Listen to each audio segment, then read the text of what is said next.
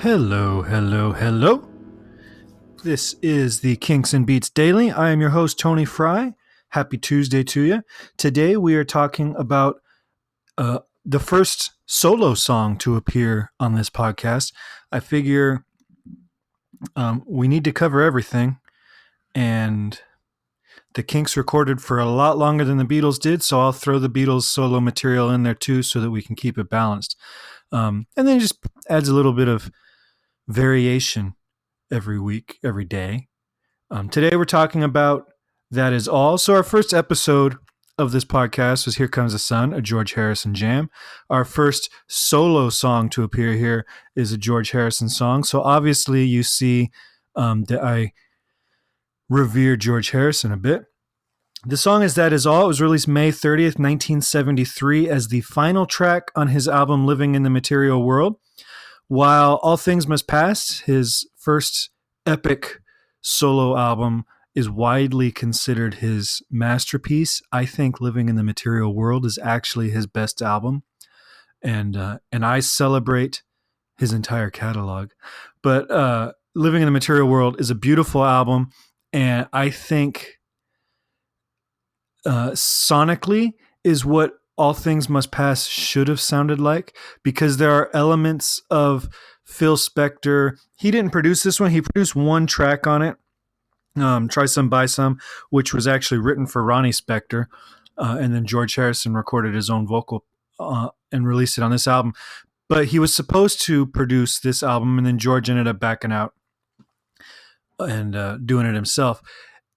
So there's elements of Phil Spector's wall of sound production on this album, including in particular this song. But it's restrained and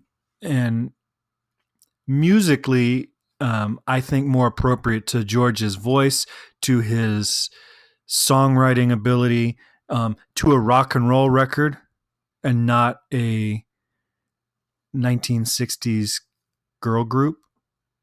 So there are definitely aspects to this song that are Spector-esque. It's orchestrated very lushly. There's a choir. There's stacks of keyboard parts and guitars and all that kind of stuff. But it's very tasteful. It features Klaus Voormann on bass. Klaus is one of my favorite bass players. He was originally in Manfred Mann, but he worked with, I think, all of the solo Beatles. Obviously, he never played bass for Paul that I know of. He did play bass for John on Plastic Ono. He played bass for Ringo. He played bass on a ton of George Harrison tracks. And then there is some video more recently of him playing piano with Paul on a Fats Domino tribute. I'd have to do some digging to find out if they work more together. But he's a friend from the old Hamburg days. He did like the album cover for Revolver and the Anthology series, and they knew him from back in Hamburg. And then Jim Keltner on drums, legendary session guy, played on everybody's records, amazing drummer, and one of those guys like Ringo who can handle George's time changes effortlessly. And there are some time changes on this tune. Also on this, Gary Wright, who you probably know for Dreamweaver, and Nicky Hopkins. So there's a Kinks connection here, because Nicky played on a bunch of Kinks records before they had an official pianist in the band, and was the inspiration for the song Session Man by Ray Davies. So this is actually quite the convenient crossover song for us to do on this podcast. The tune was covered by Harry Nilsson in 1976. There's some crossover there because George played on a couple of his tracks, and they were buddies. So the reason I picked this song is it covers quite a bit of George's signature sound. For starters, the whole harmonic structure of this song is built on what he would call naughty chords. All right. I talked in a previous episode about his love of the diminished seventh chord. which, depending on how you use it, can be sad or hopeful, right? So if like you use it ascending,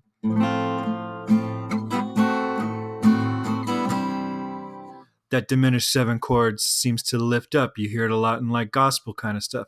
But then if you use it in a sad way, like he would on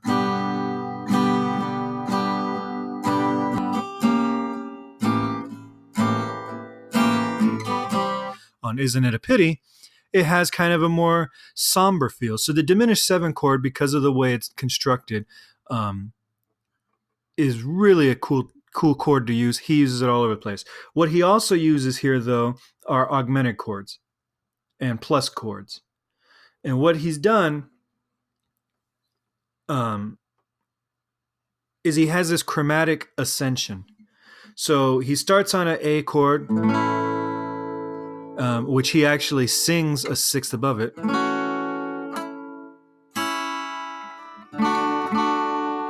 So he plays the D, then a D plus, so you're taking the fifth and raising it a half step. And then he goes up another half step to what's essentially a D6 chord. But because the bass is playing a B underneath it, you can use it as a D6 or just a B minor chord. So you've got, and then he goes to a D7, which raises that another half step.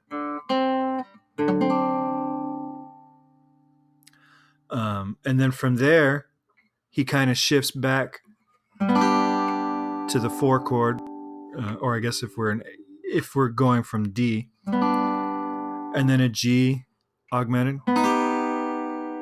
and then an E minor or G6. Oops. Whoop. So again, you've got this chromatic movement going up there. But what's also cool is that on top of this chromatic movement, his vocal delivery is actually doing suspensions. So like I said, he starts off, he's singing on the 6th on the A chord.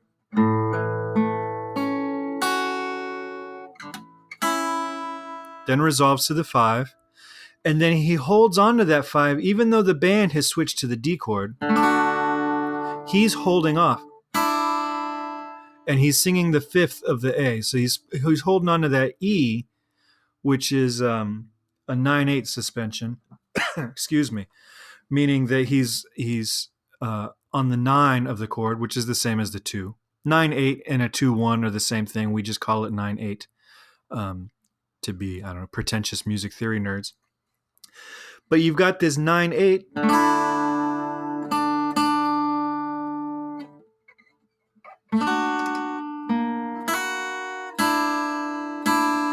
And then is it again on top of, so you've got a 9/8 suspension on top of an augmented 5. So it's really cool harmonies and lends itself to some cool melodic stuff that you don't hear a ton in rock and roll. And maybe this is the Indian influence with microtonality and all that kind of stuff. But it's really beautiful melodic structure. And I would sing some of it, but I can't sing. This is way out of my range. Musically, he's super high falsetto that I don't have. So then, another trademark George Harrison move, he switches for the bridge where he's doing basically the same chords.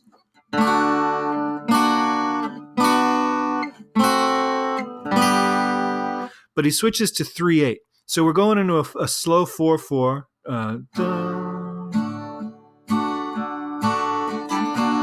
2 and 3 and 4 and 1, 2, 3, 4. And then for the bridge, he goes into 3/8. So that 8th note is staying the same. So he's doing 1 and 2 and 3 and 4 and 1, 2, 3, 1, 2, 3, 1, 2, 3, 1, 2, 1, 2, 3 and 4 and 1 and 2 and 3 and.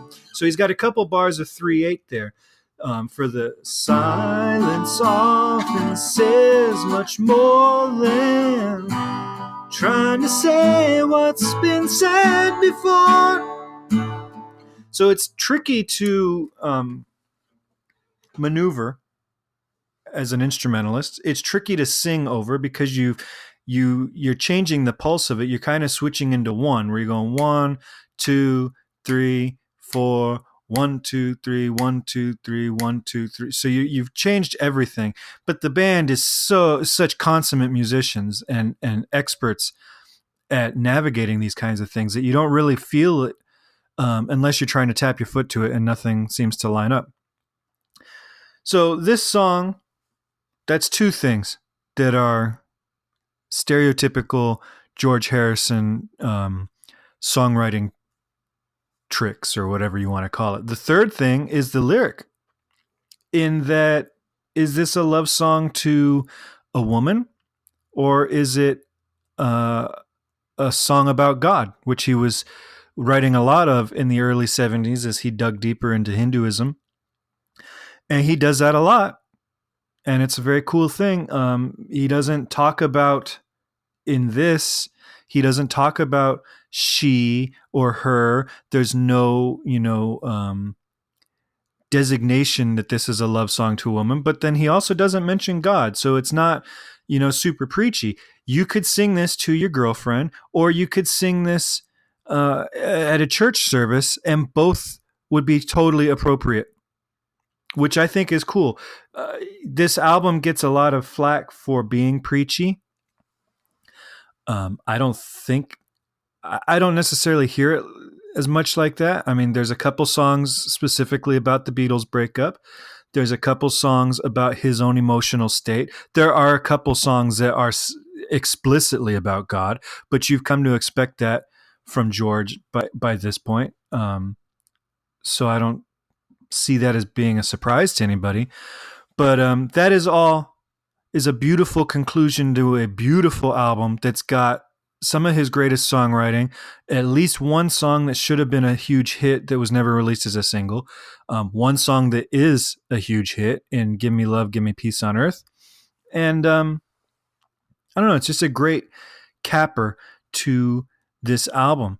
And like he did for Let It Be, the album version that we talked about got in our first week of episodes, he has this soft, gentle melody, and then he comes in with just a stinging slide guitar solo.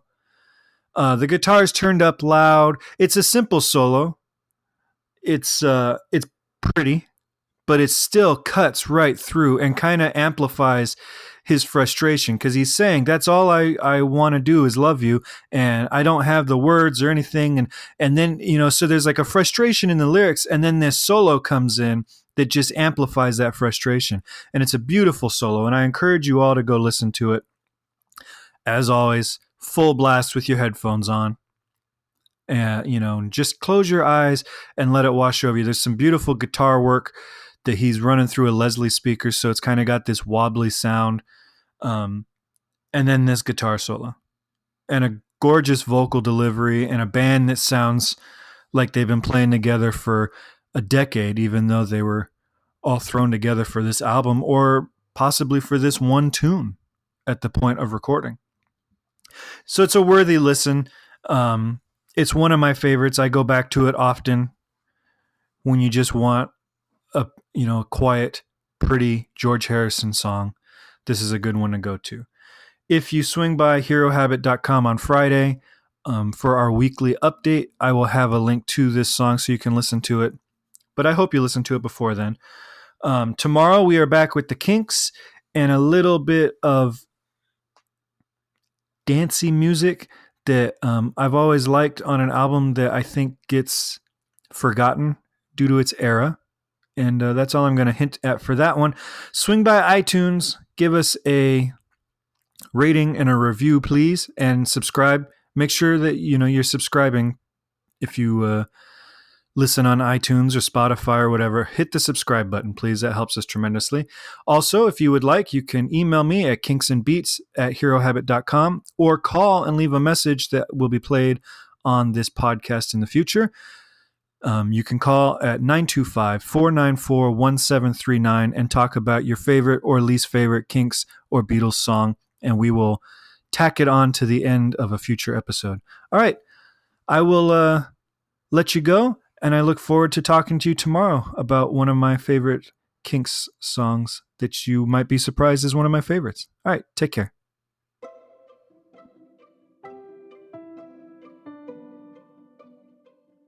This podcast is presented by the Hero Habit Podcast Network. Swing by HeroHabit.com today to comment on this episode and poke around our growing database of sports and pop culture news, reviews, and collectibles. HeroHabit.com. Collect your heroes.